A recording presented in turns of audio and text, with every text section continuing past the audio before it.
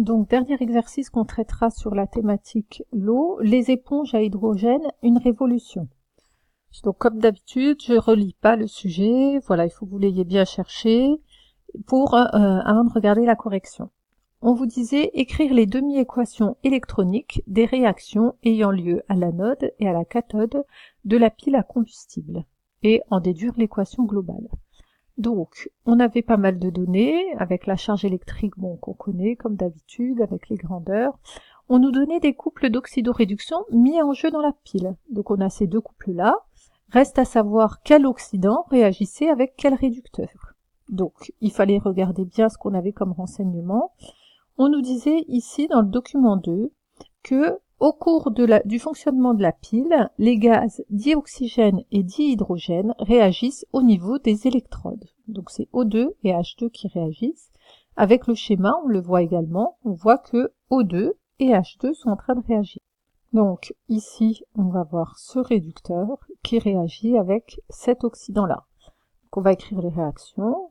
H2 qui doit nous donner ici du H+.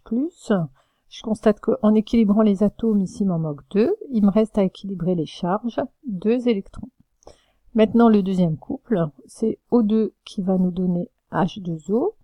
Au niveau des atomes d'oxygène, ici j'en ai 2, alors que là j'en ai qu'un seul, il faut que je rajoute le nombre 2. Par contre, là j'ai 4 H qui apparaissent, je dois équilibrer en rajoutant 4 H+. Et puis je dois aussi équilibrer au niveau de la charge en rajoutant des électrons, donc 4 électrons.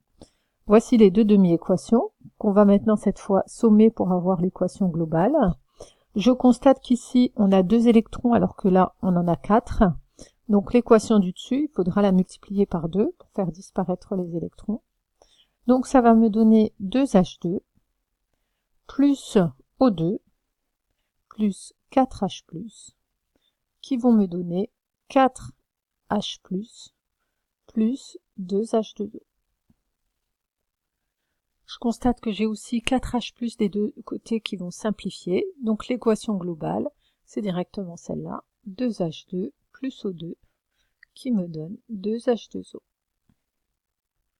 En deuxième question, on me demandait si les signes des pôles de la pile indiqués sur le schéma du document 2 sont corrects. Donc quand je regarde le schéma, qu'est-ce que je constate? Je constate que ici on m'a mis une borne plus, donc c'est une cathode, et ici on m'a mis une borne moins, c'est une anode. Il faut vérifier qu'ici c'est bien une cathode. Je rappelle qu'à la cathode on a quoi? À la cathode on a une réduction. Je rappelle que nous on retenait avec consonne, donc c'est une réduction. Donc une réduction, ça s'écrit toujours un oxydant qui va donner un oxydant plus un nombre d'électrons qui nous donne un réducteur. Et puis par contre, au niveau de l'anode, c'est une oxydation, voyelle, voyelle. Donc une oxydation, c'est quand je pars du réducteur qui lui va me donner un oxydant plus un nombre d'électrons. Donc quand je regarde mes demi-équations, les deux demi-équations que j'avais, qu'est-ce que je constate? Je constate qu'ici, un oxydant plus un nombre d'électrons, donc un oxydant plus un nombre d'électrons me donne le réducteur. Donc ici, j'ai une réduction. Donc au niveau de O2, on a une réduction, donc effectivement c'est la cathode. Donc ici, on a la cathode. Et puis de l'autre côté, on a un réducteur qui me donne un oxydant plus un nombre d'électrons. Donc ici, c'est une oxydation et c'est bien une anode. Donc la justification, donc on peut juste écrire notre première équation en disant que c'est une réduction, donc c'est une cathode, et la deuxième demi-équation, c'est une oxydation, donc c'est une anode. Donc, le problème, donc, troisième question, on dispose de galettes à base d'hydrure de magnésium. Combien faudrait-il prévoir de galettes de 760 grammes pour assurer une autonomie totale de 10 heures au véhicule prototype du document 2? Puis ensuite, il fallait commenter ce résultat. Bon, on va essayer de décortiquer la question pour comprendre ce qu'on va chercher en fait dans cette question-là. Donc, on sait qu'on dispose de galettes à base d'hydrure de magnésium. Ça, c'est ce qu'on a. Et on nous demande combien il en faut, combien il faut de ces galettes, en sachant que chaque galette, on nous donnait sa masse. Donc, on connaît la masse d'une galette. La masse d'une galette, c'est égal à 760 grammes. Ça, c'est pour les données. Combien il en faut pour assurer une autonomie de 10 heures? Alors, on veut une autonomie de 10 heures, du véhicule. Donc, qu'est-ce que ça va être le principe?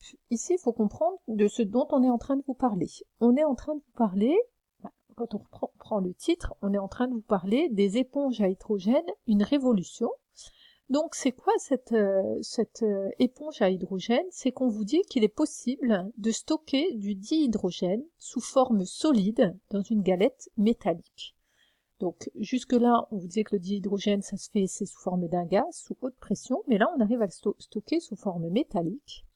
Et que cette technique, elle va concerner le domaine des transports parce que le dihydrogène, en fait, il va être utilisé pourquoi? Il va être utilisé dans des piles à combustible. Donc c'est toujours le même principe, une pile à combustible. C'est quoi son principe? C'est que c'est une pile qui va utiliser du dihydrogène pour nous fournir quoi? Pour nous fournir de l'électricité. Alors ça marche de quelle façon, une pile? Quand on regarde ce qu'on a fait tout à l'heure, on voit que ici, notre pile à combustible, qu'est-ce qu'elle va faire? Elle consomme du dihydrogène et elle consomme du dioxygène. Et elle, en échange, qu'est-ce qu'elle nous fournit? Elle nous fournit de l'eau, H2O. Puis en même temps, il y a des électrons qui ont circulé, parce qu'il y a eu au niveau de la cathode et de l'anode une réduction, une oxydation. Et le fait qu'il y ait des électrons qui ont circulé, ça fait que ça me fournit quoi? Ça va me fournir de l'électricité et puis en même temps de la chaleur. Donc c'est le principe de notre pile à combustible, c'est toujours la même chose, du dihydrogène et du dioxygène qui vont me fournir de l'H2O, mais surtout des électrons qui se déplacent, et ces électrons, qu'est-ce qui me permet d'avoir ces électrons? De l'électricité. Donc nous, la question c'est de savoir justement combien est-ce qu'il nous faut de galettes d'hydrure de magnésium. Et l'énoncé nous a expliqué que l'hydrure de magnésium va nous permettre de ranger le dihydrogène sous forme solide. Donc dans l'hydrure de magnésium, qu'est-ce qu'on va avoir? Dans chaque galette, on va avoir du H2. Et combien il en faut? Et le H2, lui, il va réagir, on a vu tout à l'heure, à travers une oxydation. Et à travers cette oxydation, ce H2, qu'est-ce qu'il va faire? Il va nous fournir une certaine quantité d'électrons, donc un certain courant électrique I.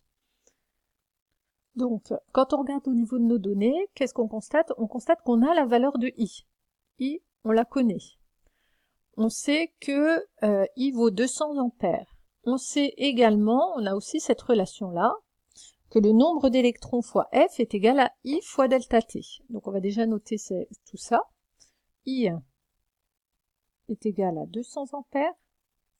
Et puis d'un autre côté, on sait que N des électrons, la quantité d'électrons multipliée par F qui est une constante, c'est égal à I fois delta T. Donc qu'est-ce qu'on connaît dans cette relation? On connaît delta T, il vaut 10 heures. On connaît I c'est égal à 200 ampères. On connaît F qui est une constante, donc on va en pouvoir en déduire quoi? On va pouvoir en déduire le N, la quantité d'électrons dont on a besoin. Donc c'est I fois delta T divisé par F, donc 200. Dans cette relation, delta T doit être exprimé en secondes. Donc dans une heure, il y a 60 minutes, et dans une minute, il y a 60 secondes. Divisé par F, c'est 9,65 10 puissance 4. 9,65 fois 10 puissance 4, et on trouve une quantité, on trouve 74,6 mol. Donc on a besoin d'une quantité de 74,6 mol d'électrons pour 10 heures de fonctionnement. Or les électrons, on voit bien qu'ils dépendent de quoi? D'après cette relation, d'après notre oxydation, on voit qu'il y a une relation entre la quantité de matière en électrons et la quantité de matière de H2. Donc comme on a l'habitude de le faire ici,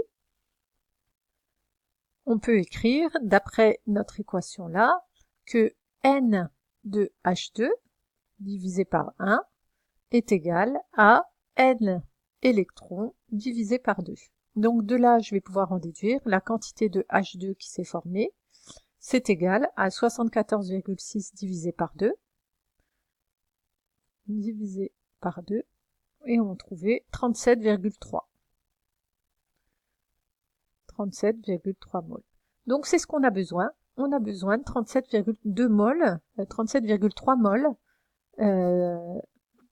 de H2 pour faire fonctionner pendant 10 ans. Donc maintenant, reste à voir quelle quantité de H2 apporte une galette. Vu que nous, on sait qu'on en a besoin de 37,3, si on sait combien nous en apporte une galette, on saura combien il faut de galettes. Donc là, il fallait regarder au niveau du sujet les renseignements qu'on avait cette fois sur la galette.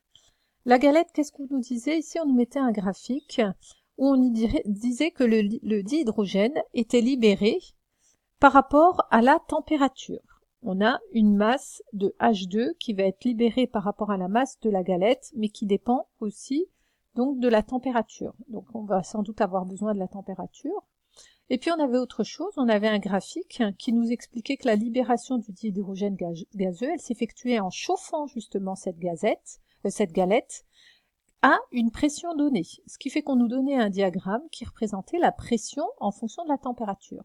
Donc là, je vais avoir, nous, la masse si je connais la température, et ici, je vois que je connaîtrai la température si je connais la pression. Donc, c'est-à-dire que quelque part dans le sujet, je vais avoir une pression qui va être donnée, et effectivement, on me disait qu'une pile à combustible nécessite une pression d'alimentation en dihydrogène de 0,3 mégapascal. Donc, on va remettre nos graphes, on va se placer à 0,3 mégapascal, et quand on regarde notre graphique, ici, on peut tracer notre trait. Ici, on est à 0,3.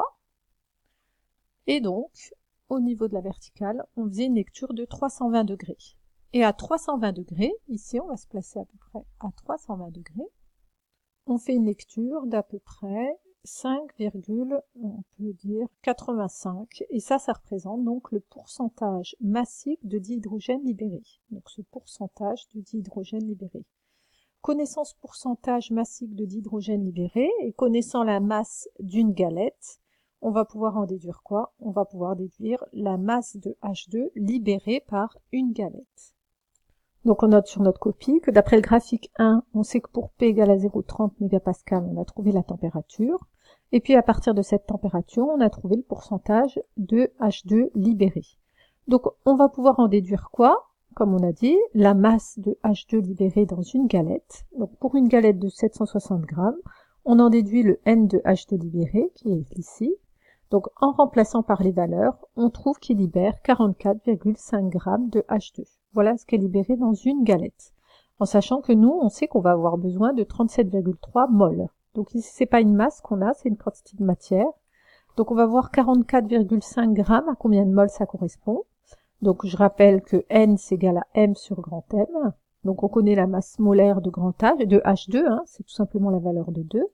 Donc on trouve une quantité de 22,2 grammes de moles, je veux dire, de H2 qui est libérée par une galette. Donc en sachant que nous, ce dont on a besoin, c'est de 37,3 moles, et en sachant qu'une galette libère 22,2, nous on se pose la question de combien de galettes il nous faut.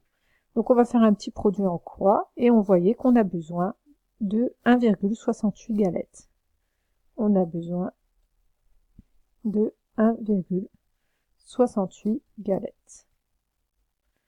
Ensuite, reste à commenter ce résultat. Alors, quand on regarde la photographie, les galettes, ça a l'air d'être quelque chose de peu encombrant. Hein.